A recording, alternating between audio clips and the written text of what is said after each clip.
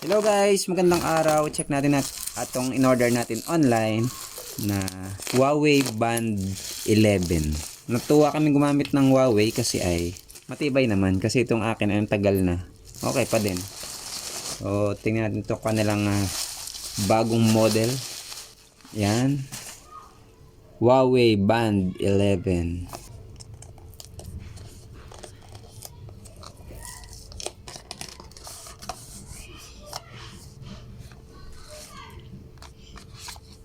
Ayun, magkamukha na kami ng relo ngayon. Huawei Band 11. Tingnan natin kung anong feature meron. Tingnan natin kung anong mga kasama sa box. Nandiyan yung kanyang relo. Meron pang kumakalansing. Yun.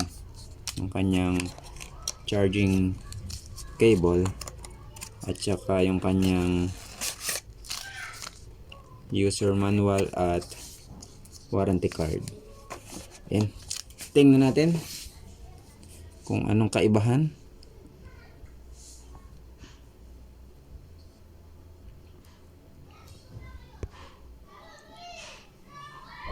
Meron pa po siyang plastic na kaya medyo parang malabo-labo tingnan. Tulad naman yun. Setup, English, touchscreen pa rin. Scan the QR code to download Huawei Health. Okay na, meron tayo nun eh. Okay, quick review po muna tayo sa ating Huawei Band 11 2026. Siya po ay may bigat na 16 to 17 grams, 8.99 mm, thin fitness tracker featuring 1.62 inch, 60 Hz AMOLED display with up to 1500 nits brightness and 347 ppi. It includes 24/7 heart rate, SpO2 monitoring. Maganda po yan. Merong heart rate at saka meron po siyang oxygen monitor. Over 100 sports mode, built-in GPS at siya po ay merong 14-day battery life. Tapos siya po ay merong 6.0 Bluetooth connectivity at compatibility sa Android 9.0 plus iOS 13.0 plus. Material na ginamit, aluminum alloy or durable polymer case, fluoro elastomer strap. Featured 100 plus workout mode, AI running plans, at siya po ay water resistant.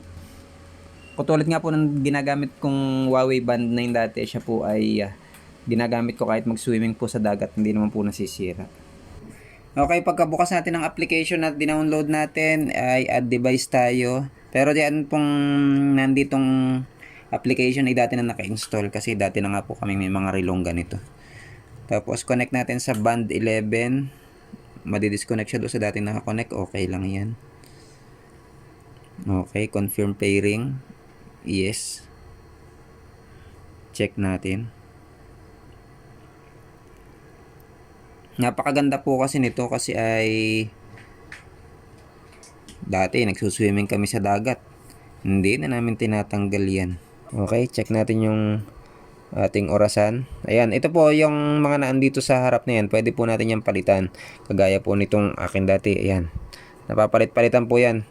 At kayo po ang pipili kung ano po ang inyo pong gustong design dyan. Ganun pa rin, nandyan yung battery life. Madami po yan. Meron temperature, tapos yung pong mga kilocalories na andyan po pagka yung mga steps, nabibilang po niyan. Monitor po niyan yung inyo pong mga sleep. Ganito po yan. Ayan. Check natin.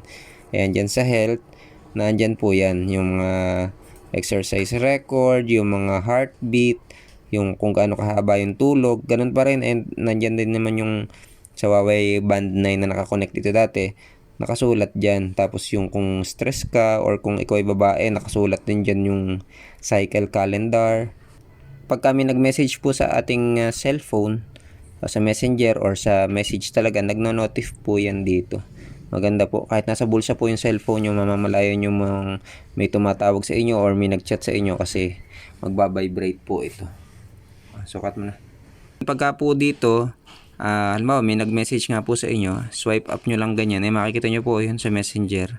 Tapos may auto-reply po yan na pwede kayong iset. Halimbawa ay kung gusto nyo pong mag-reply ng okay, pwede po. Merong okay. Basta kung ano pong gusto nyong iset sa inyong application, may iset nyo naman po kung ano yung mga ready reply na pwede nyong magamit para po makapag-chat po kayo sa nag-message po sa inyo. Tapos ito nga pala mga kaibigan, nung kasi may nagko-comment kasi do sa vlog ko nung Huawei Band 9 ko dati. Sabi, ano po yun, pagkakailangan po ba tingnan ng oras, laging pinipindot? Hindi po. Yan po, halimbawa ganyan, ganyan mo lang. Ayun. Basta gumalaw ka, ilaw po yan. Yung basta, yung parang naiikot mong ganyan, ayan o, ilaw yan. Basta naiikot mo. Tapos nandiyan na yung oras, makikita mo dyan. Ito, pwede mo palitan kung anong gusto mong design. Madami pong mapipiling ganyan, nasa application po.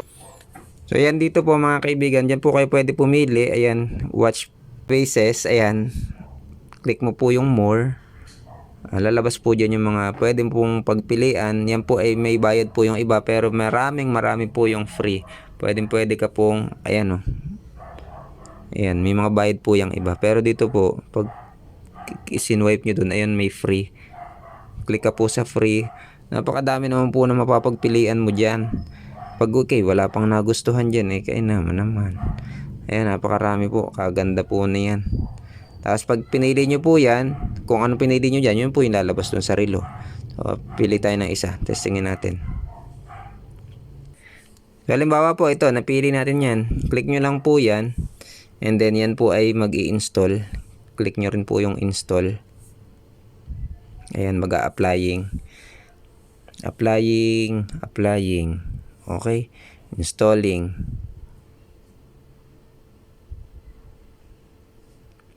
Yung iba po may bayad, pero pwede naman kayo pumili sa free. Ba't ka babayad? Okay. Ayan na po. O, lumipat na sa relo yung gano'n na design. So, napakadami po nito. I-explore nyo na lang po at talaga pong kayo masisiyahan dito sa mga katangian nito. Kasi ma-monitor nyo nga yung inyong pagtulog. Tapos, lagi siyang may paalala. Kapag meron din po siyang paalala kapag kailangan nyo na uminom ng tubig, kailangan nyo ng mahabang tulog, sasabihin niya kung anong inyong magiging sakit pag hindi kayo natulog. So ayan mga kaibigan, kami ay magja-jogging. Subukan din natin yung steps kung madadagdagan. Paalis kasi kami ngayon, magja-jogging kami. So ngayon po ay bagong bili nga, naka 0 steps pa po yan. So mamaya, tingnan natin pag nagja-jogging kami. Ang steps niya ay 194. Ayan, 194. Tingnan natin kung nagana.